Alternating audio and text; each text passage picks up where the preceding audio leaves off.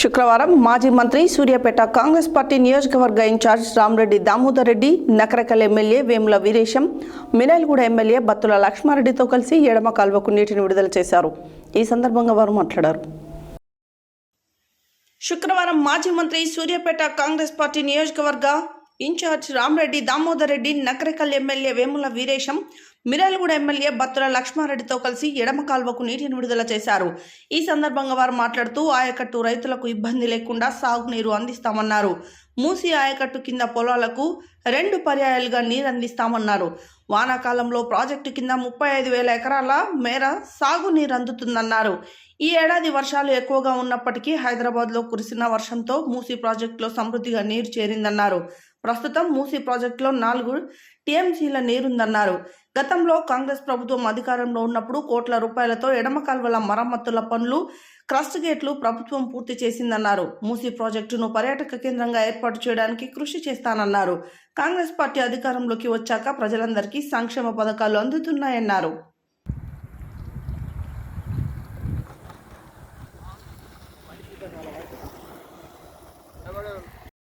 జై కాంగ్రెస్, జై కాంగ్రెస్, జై కాంగ్రెస్, జై కాంగ్రెస్.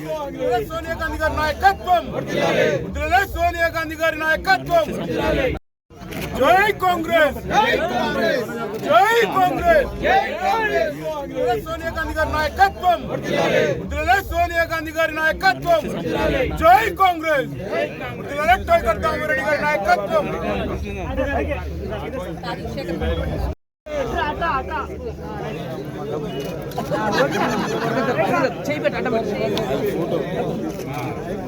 మంచిగా వస్తుంది.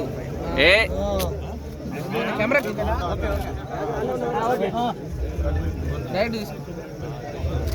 ఇప్పుడు పట్టుకోండి సార్. అట్లా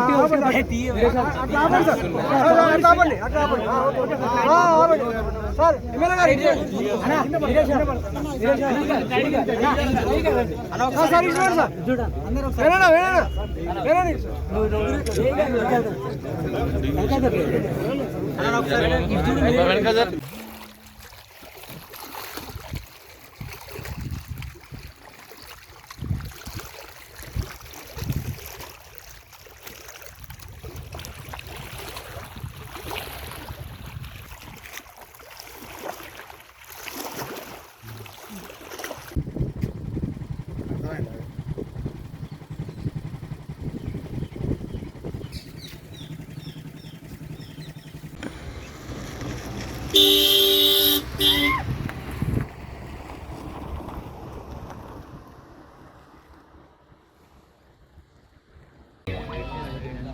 ఇది మీడియం ఇరిగేషన్ ప్రాజెక్టు 1963లో నేను పూర్తి చేయడం జరిగింది. ఆ రోజు మా కాంగ్రెస్ పార్టీ ప్రభుత్వం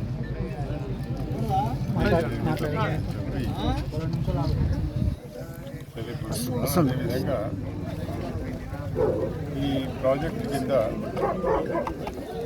దాదాపు రైట్ కెనాల్ అయితే లెఫ్ట్ కెనాల్ అయితే 30 నుంచి 40,000 ఎకరాలు సాగులోకి వచ్చింది.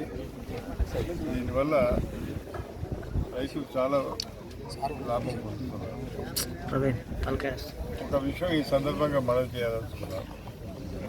63 తర్వాత నేను కెనాల్స్లో పూర్తి లైనింగ్ చేయలేను కాబట్టి నేను మొన్ననే ఇరిగేషన్ మినిస్టర్ గారితో మాట్లాడినాను. కొంతవరకు మాత్రమే లైనింగ్ చేసినారు. ఎందుకంటే కేల్ ఎండుకు పోవటం లేదని చెప్పి అక్కడ రైతులు బాధపడుతున్న సంగతి నాకు చెప్తే నేను ఇరిగేషన్ మినిస్టర్ ఉత్తమ్ కుమార్ జరిగింది.